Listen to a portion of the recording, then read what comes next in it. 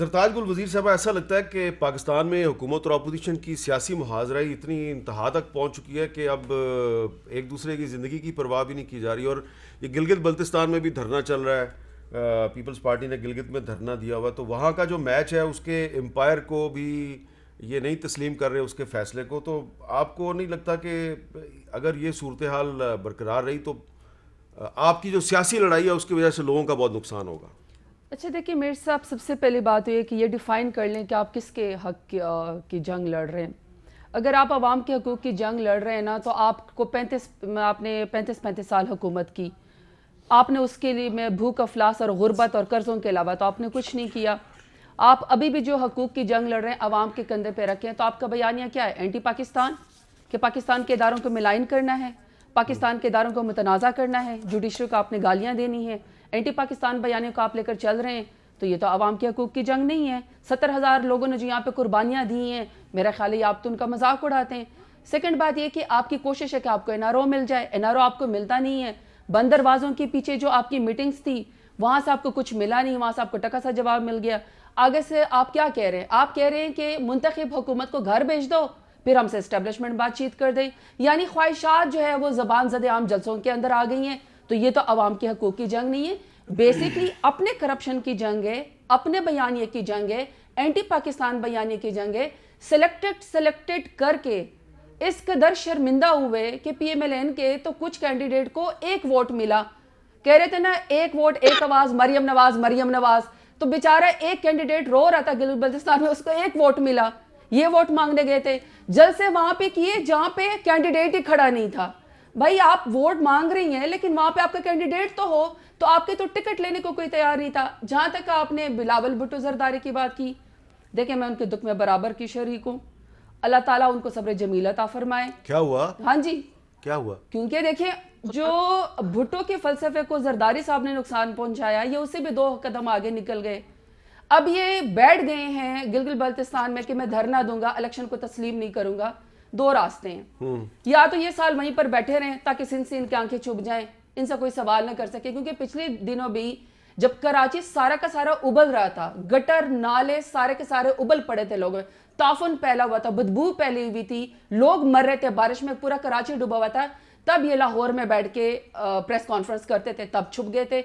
आज तक ये कराची उस टाइम नहीं भी गए। अब दोबारा से क्योंकि इनसे सवाल होना है कि लड़काना जो है वो एड्सज़दा क्यों हो गया है, सिंध में इतने लाखों लोगों को कुत्तों ने काट लिया, अभी तक आपके पास क्यों नहीं उसकी वैक्सीन? आपके यहाँ जब आटे का और गंदम का बहरान होता है, आप वफाक के ऊपर डालते हैं, आपके 6 मिलियन टन गंदम चूहे खा जाती है, उसमें से रेत की बोरियां निकलती है, तो आपसे सवाल तो होना है। लिहाजा आपके पास छुपने के लिए गिलगित बल्तिस्तान तो 2 ही रहे, या वहीं पर बैठ जाएं ताकि आप आंखें चुरा लें।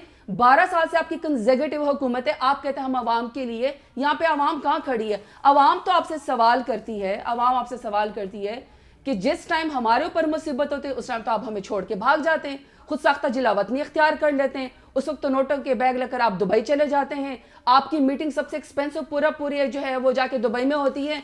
अब जब आपकी बारी आई है, आपने करप्शन की है, आपकी केसेस खुल गए हैं, तो अब आपको अवाम याद आ गई है। लेकिन बयानिया क्या है, जरा आप पूरा बयानिया निकाले ना, शुरू कहां से होता है?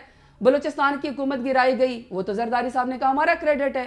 उन्होंने कहा मुंतखब वज़ीर आज़म को घर भेजा गया, मगर उसके खिलाफ काला कोट तो नवाज शरीफ साहब पहन के गए थे। फिर उन्होंने कहा कि जी छोटे सूबे को नुमाइंदगी नहीं मिलती, तो सेनेट चेयरमैन के खिलाफ तो आप वो लेकर गए थे कि उनको आप डिसीट कर दें। नहीं, उनको लेके भी तो वही आए थे ना।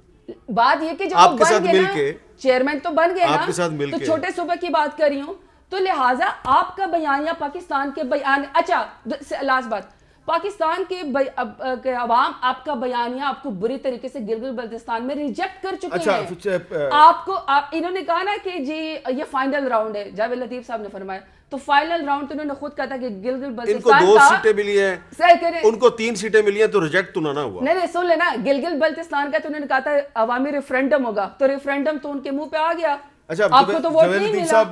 पाकिस्तान तहरीक इंसाफ जवेद लतीफ साहब, आपकी पार्टी जो है, ये तो इससे आप इनकार नहीं कर सकते कि जो 23 सीटों पे इलेक्शन हुआ है तो सब सीटों पे तो आपके उम्मीदवार ही नहीं खड़े थे, तो आपके पास तो उम्मीदवार ही पूरे नहीं, तो आप गिलगित बल्तिस्तान में धांधली का इल्जाम क्यों लगा रहे हैं? गुजारिश ये है हामिद मीर साहब कि ये तो धांधली 2.5 साल से शुरू थी। आप ये देखें कि वफाक में हुकूमत PTI की थी, इन्होंने 2.5 सालों में उनको डेवलपमेंट का कोई पैसा दिया? ये कहते हैं, इनके असद उमर एक वज़ीर हैं, वो फरमाते हैं कि अब नज़रिए का वोट ख़त्म हो गया, अब लोग कामों के हवाले से, डेवलपमेंट के हवाले से वोट देते हैं। अगर मैं इनकी बात मान लूँ तो फिर मुझे ये बताएं कि इनको कौन सा अलादीन का चिराग इन्होंने रगड़ा कि डेवलपमेंट भी नहीं करवाई, नज़रिया भी बकौल इनके ख़त्म हो गया, तो वोट फिर भी इनको पड़ गए।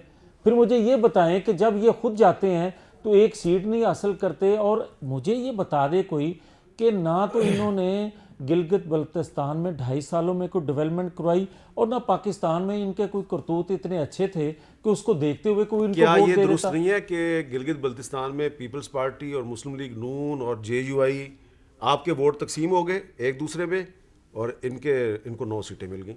नहीं, ये कतन मुनासिब नहीं है इस तरह का तजिया, इसलिए कि देखें, मैंने सवाल किया है, हाँ ठीक है, तजिया नहीं किया। अच्छा मेहरबानी आपकी, हाँ। मैं गलत समझाऊं, लेकिन मैं हामिद मीर साहब आपकी खिदमत में ये गुजारिश करूंगा कि 2015 के इंतखाबात या 2009 के इंतखाबात, उसमें आप ये देखें कि तमाम जो जमातों का आप जिक्र कर रहे हैं, ये इंडिपेंडेंट इलेक्शन लड़ रही थी, PTI भी लड़ रही थी, उसमें क्या रेशो थी? और पहला आज इलेक्शन था, उसमें पाकिस्तान पीपल्स पार्टी को 14 सीटें मिली।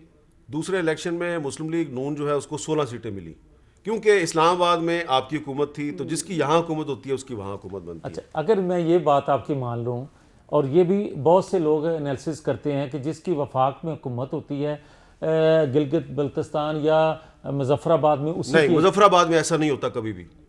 मुजफ्फराबाद में ऐसा कभी नहीं होता, इसलिए कि लोग ये आज़ाद कश्मीर के लोग जो हैं वो इस्लामाबाद की हुकूमत के साथ नहीं चलते। वहाँ पे अक्सर औकात मुस्लिम कॉन्फ्रेंस की हुकूमत बनती रही है जब यहाँ पर पीपल्स पार्टी की हुकूमत थी। लेकिन तो आज़ाद कश्मीर और गिलगित बल्तिस्तान के लोग एक जैसे नहीं हैं। मैं ये भी आपकी बात मान लेता हूँ, मगर ये भी तजिया नगार इस तरह का नहीं, वो भी पेश तजिया करते नगारों हैं। को हिस्ट्री का नहीं पता। अच्छा, एक मैं उनको हिस्ट्री का नहीं मीर पता। साहब, एक मैं आप खिदमत में गुजारिश करूंगा, अगर मैं ये बात मान लूँ कि गिलगित बल्तिस्तान वाले जो थे वो वफाक की जो हुकूमत थी उसको देखते हुए वोट पोल करते हैं, तो फिर 8-9 सीटें क्यों मिली? फिर तो इनको 15-16 वोट सीटें इसलिए कि मिली। फिर मैं ये कहूंगा कि सर, फिर एक इलेक्शन फेयर था ना ना फिर। सर, ना सर, यार रुक जाए ना सर। मैं ये अर्ज करता हूं कि जो मैंने 2.5 साल का जिक्र किया, आपने पहले कैंडिडेट जो इलेक्टेबल लोग थे उनको तोड़ा, और उसके बाद इलेक्शन अनाउंस नहीं किया, फिर उसको डिले किया, जब तक आपने मैनेज नहीं कर लिया उस वक्त तक अच्छा, अब आपने सस्सी प्लेजो साहबा ने भी बात एक, कर दी है। एक चीज जो इन्होंने इल्जाम दिया है, मुझे सिर्फ ये कहना है कि पाकिस्तान की मईशत जो थी 2018 में 5.8, और आज ग्रोथ रेट आज 0 पे। इसी तरह मुझे ये बताएं उस वक्त कर्जे क्या थे, आज कर्जे क्या हैं? एक सेकंड मीर साहब, एक चीज बड़ी अहम रह गई है। खुदा के लिए खुदा के लिए मेरे पास भी एक चीज बड़ी मुझे अहम भी एक सेकंड कहने दे। मुझे ये बताएं, बार बार हमें कहते हैं इंडियन नवाज, बार बार कहते हैं इंडियन नवाज, और भाई जिसने पाकिस्तान के दिफा को नाकाबिल तस्खीर बनाया वो तो इंडियन नवाज, और जो मकबूजा कश्मीर बेच देता है वो मुहिब्बे वतन। क्या लॉजिक है आपकी?